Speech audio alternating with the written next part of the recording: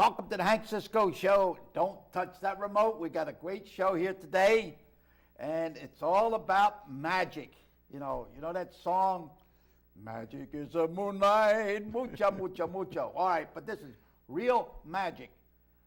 And our magician today is not only a performer, but he teaches magic. So you'll hear more about that. And he travels around and meets a lot of different people, schools, clubs.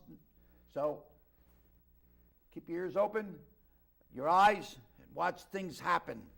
And one thing, teaching children magic, make things happen.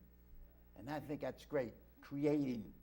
So now I want you to meet my guest today, Magic. Now tell them who you are. Hi, my name is Arlen, Zachary. I'm a professional magician performing magic for over 35 years in and around the Philadelphia metropolitan area. All right, now, so I met you. You had a program at St. Titus. It brought the house down, or the packed house, and you brought the house down. And you know one thing, there were so many people there that they asked the children to sit on the floor up front, make room for the adults to sit in the chairs. Yep. And I took advantage of that. and you did on a great show, and them kids enjoyed it. So now I want you to show people here, the Norristown area, East Northwest Norton, Lansdale, Lower Providence, the whole bit, okay? So here we go. Hit it. Magic. Magic is a moonlight, mucha, mucha, mucha. Could you do me a favor, Hank, and just take the cards and shuffle them or cut them, mix them up a little? Shuffle them, cut them, mix them up however you'd like. Wait a minute, I shuffle this way. That's fine. Right. Wait a minute. And then I shuffle this way. You got to be careful now when I shuffle them. I go over here. Okay, I'm ready. Oh, no. Like that, okay. There they are. All right. What I'm going to do is I'm going to take a look through the cards here, and I'm going to make a prediction or two or three. And what I'm going to ask you to do is I'm going to have you help me in just a second. Let's see. Actually, I think I like that card for my prediction. Can you do me a favor? Deal the cards face down one at a time on the pad here. What do you want me to do? Take the cards and just deal them face up one at a time. Like this? Yep. Just go through them. Keep going. No, straight on top of each other. On top of each other? Yep. Just keep them going. My fingers are sticky. It's okay. Sticky bun. And you can stop anytime you want. Ace of heart. Okay? What I'm going to do is I'm going to turn that pile over. I'm going to ask you to turn that pile over and place it right there for me. Like that? Yep. Now comes the hard part. I'd like you to point to one of the two piles. What do you want me to do? Point to one of these two piles. Just point to it. Grab like Just this? Just point to it. Okay. I'm going to turn over the card on top of that pile. You see there's a 9. If I take the cards here and I spell out N-I-N-E, there's a 9 over there. If you look here, you see my prediction is a 9, and if you take a look, we have another 9 here. All 4 9s. Yeah. What happened to my card? Your card, you pointed to the 9. Remember? You turned over the 9. Oh, yeah. So now I have 4 9s, 2 red 9s, 2 black 9s. Right. What I'm going to do is I'm going to take them one at a time, and this is going to be the black 9, the 9 of clubs. I'm going to place it right there on the table. Place your hands on top of it for me. Like that? That's good. I'm going to take the other 9, the other black 9, the 9 of spades, and place that on top as well. Now, if I snap my fingers like that, you may not have felt it, but the 2 black 9s jumped over here into my hand. Where are you here? Turn them over. The 2 red 9s. How'd you do that? A lot of practice, Hank. A lot of practice. Oh, okay. Magic in front of my eyes. All right, what else now? Let's do one other one here real quick. This one uses 2 rubber bands. Yep. Okay. And I take the rubber band here, and I take the rubber band there, and I'm going to show you. You can see that one rubber band is completely underneath the other one. Right. But if I take the rubber bands just like that and rub them just the right way, right, and they come apart, just like magic. Like that magic. Give me a rubber band. I'm gonna share it. At a banquet, the guy said, "Ladies and gentlemen," there was 2,000 people, and they said, somebody just lost a roll of $20 bills with rap with a rubber band. Here's the rubber band. Okay. Go ahead. All right, go ahead. Okay. Let me tell you a little bit about Now magic. tell me something about you. How did you get involved in doing this? Well, many, many years ago, my uncle showed me a trick. He was a magician in the Philadelphia area. And I said to him, as any not young kid would say, how did you do that? Yeah. And he said, I can't tell you. He wouldn't tell you. Would not tell me. So I went over to my cousin. He showed me. And I went down to the magic shop. It was a place in Philly called Philly Magic. And I went down there and I purchased that trick. And that was the beginning of a big expense of buying magic and performing. Right. That was my start. Right. You know, what is your favorite kind of magic? What's your favorite? I like doing close-up magic, kind of what we Like just this. did now, strolling. Yeah. And I also like doing children's magic. It's fun to entertain the children. And what's funny is whenever I do a children's show, I find out I have as much fun at this show as they do. That's right, and they enjoy it. Yeah. Absolutely. Yeah. Absolutely. Why would children want to learn something about magic? What's the advantage there? You know, some parents, they give them violin lessons, they give them dance lessons, but you know, it'd be nice to give them lessons on magic. What's interesting that a lot of people don't realize with magic is it's just like violin lessons and piano lessons, is that it takes practice. You can't just go out and buy a trick and do it the right way the next time. You can take a violin, go out and play it the day after you get it, but it's not going to be beautiful music. It's the same thing with magic. You can go out and buy a trick, but you have to work on it, practice it until it becomes a polished routine. It's really important, right? Yes. Magic is important, right? It's not so important. It's entertaining. It's a great way to meet people. It's an icebreaker. I go to parties, and sometimes I'll do magic, and sometimes I don't. But it depends on the group, and it's just a lot of fun. Yeah. So, all right, now you got what are you going to do? Get a couple things to do, right? What do you mean?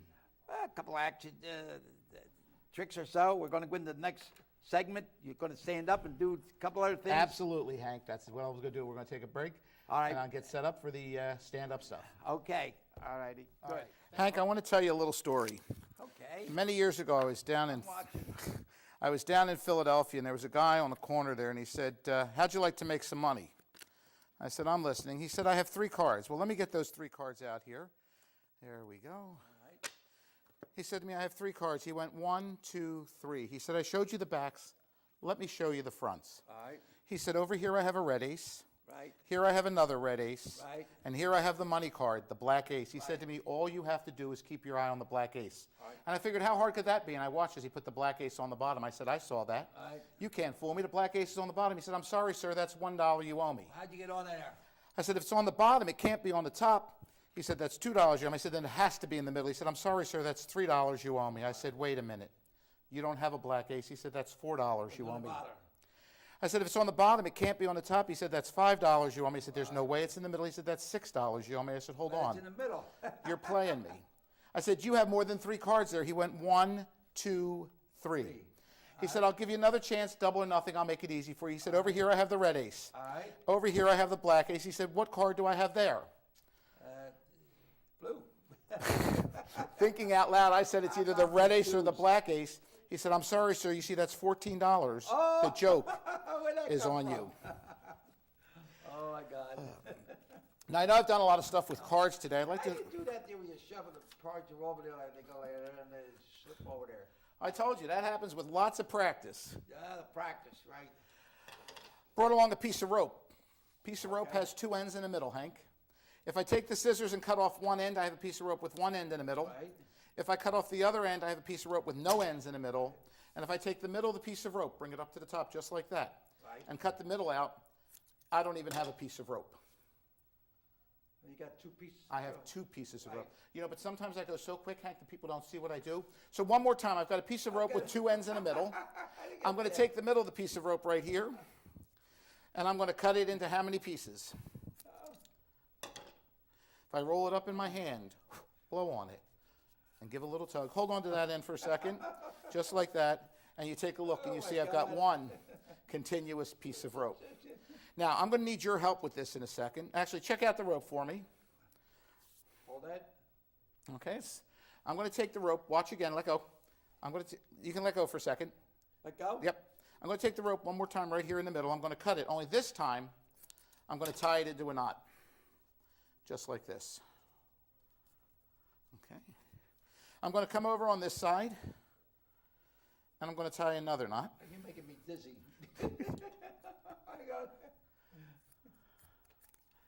And then I'm going to come over on this side, and I'm going to tie one more knot. And I'm also going to cut the rope again. So now I have 3 knots holding on to 4 pieces of rope. Yeah. Now, what I'm going to ask you to do, Hank, do me a favor and just blow on that first knot. Just like that. It goes right off. I'll tell you what, we'll try it again over here. Go ahead and blow on that one. And just like that, it goes right off. We're going to do it one more time. I'm going to wrap the rope up in my hand, just like this. Okay? And go ahead and blow on the knot. And you see, Hank, you've managed to take the piece of rope my God. and restore it to one continuous I'm getting piece. busy. I'm going to make sure I got everything in when I leave. Thank you for your help with that, Hank. It's been a pleasure. Thank you. That's very good. Okay, that was great. Okay, right in front of my eyes. All right, now I have a question from the audience. Okay, and they said, why should people hire a magician? Why? Because it adds value to anything you're doing. If you have a wedding and you have the cocktail hour, you know, it's nice to have somebody strolling around and entertaining your guests. At the communion party, you want some entertainment for the children. Right. You know, it's a great opportunity to hire a magician. Birthday parties are a staple. They're entertaining. Right. In my case, the child's the star of the show. They get to go out there and they make the magic happen in their own hands. Right. And these are things that you can't, you know, get from some other types of entertainment. Right. A magician, you know, is magic. Right. So, all right, now another question from the audience is, how important is magic now? How important is in a child's life? It teaches a lot of different things. Public speaking skills, hand-eye coordination. That's right. Yeah. You know, gosh, it gets rid of stage fright. Do you know how it is to get up in front of an audience and your peers and do a magic effect and have them appreciate what you do? You know, you just can't get that from anywhere else. Right. You're right. You're right. All right, now, what are you doing now? What it says here? Another question. What's going on? Right now, in my life, I'm very involved within the magic community. I think when my uncle showed me that trick that I would end up where I am right now. I'm a regional vice president for the Society of American Magicians. I am the group leader for the Society of Young Magicians, which we'll talk about in a little bit. No, there's a Society of Young Magicians? Yes, it's Tell for me about children that. aged 7 through 17 who have an interest in magic. What's the ages? 7 through 17. Right. And then when they turn 18, they can become a member of the Society of American Magicians, which is That's the the one that McHugh? Yep, and That's it is the one that the group that come up to St. Titus. correct. That's just one assembly. The SAM, or the Society of American Magicians, is the oldest magic organization in the world. Right. And Houdini was our longest-serving president. He was not the first one, but our longest-serving president. And we've had many other great magicians come through over the years. Yeah, and then you have Sam Sandler. He also was at the Yep. Along with you, with Joe McHugh and a lot of others. I think later. Al Lloyd, Dan. one of my Yeah, one of my young magicians, was actually in the right. show. Anastasia, she did the act with the parasols. Yeah. Now you have somebody else that comes in the act with you, a daughter or a girl or who? No, I work by myself. All by but yourself? the kids, I work with the kids, and they perform. Oh, okay. I see. In other words, ones you teach it all. Right, and as a group, we've also done shows and part of the show. fundraisers too, with the kids. We're going to be doing something in All July. right, now you got some other tricks you're going to show. Do you have 2 $1? A lot of people say to me, Arlen, how can I learn how to do magic? There's a lot of different ways you can learn how to do magic. You can go to your school library or your public library, depending on your age, and there's books on magic there that'll teach you some of the stuff, and you move on and you can visit some of the magic shops in the area. You can also go to join a club like the Society of Young Magicians or the Society of American Magicians. But my favorite is the mail order magic company, Acme Magic. Mail order magic, MOM for short. Every month they send me a trick. Now we're towards the end of April here. They sent me my trick for May, and I said, I'm going on Hank's show. this would be a great trick for us to learn on Hank Cisco's show. Right. Now, what I like about the Acme Magic Company is they have everything you need inside the box. I don't have to go buy anything. Oh. Okay? And they also send you an instructional CD that tells you how to do the trick. So, Hank, I'm going to do the trick. Let's see what we got here. Oh, it's called the Vanishing Bandana. What I'd like you to do is if you could take this over there and give it to the gentleman, have him put it in the CD box. So it'll play music? It'll play the directions for this trick, and I'm excited to learn. 1, 2, 3, off we go into the wild blue yonder. All right, here we go. Hello, fellow magicians. Welcome to the world of Acme Magic, your professional mail-order magic company. This lesson is the mystery of the vanishing bandana. All right. For this mystery, you will need 2 props. One is a square of darkly colored fabric I got that. and a yellow bandana. On a what? Pick up the bandana. Now, fold the bandana in half. That's right, fold it in half. Now, fold it one more time. You're kidding me, right? Take the folded bandana and hide it in your left hand. Remember to keep your hand in a natural position. This is called palming. Now that you have mastered palming, we're ready to begin. Okay. Open up the folded bandana. Show the audience it is a regular bandana by waving it up and down. If an audience member does not believe it is a real bandana, allow him to wipe his face on it. Now, pick up the dark square of fabric and gather the 4 corners together, making a little makeshift bag. Using your free hand, fold the bandana along the creases you made earlier and drop it into the folds of the fabric makeshift bag. From the outside of the makeshift bag, squeeze the bandana into a small little ball. What the audience didn't see is that you never really put the bandana in the fabric at all. You really kept it hidden in your left hand. Uh-oh. Again, remember to keep your left hand held naturally. Now, make a magical gesture. For the grand finish, fling open the fabric and receive your well-deserved applause.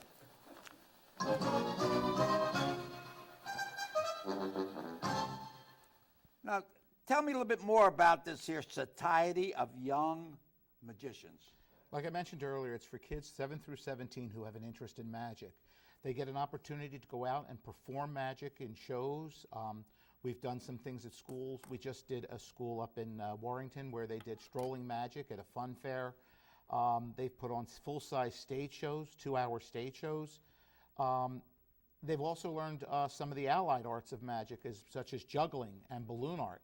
I have one young man who I taught how to do balloons, and he's worked with me on a number of different things, twisting balloons, and now is doing it on his own. But it gives him a chance, like I said, to grow as a person, to gain public speaking, self-confidence, and the ability to go out there and be part of the community in a fun and Wow, let imaginative me way. tell you something now. Can I tell you something? Sure. I spent close to 37 years in police work, and a good bit of it, majority of it, was with juvenile division, Norristown, the district attorney's office.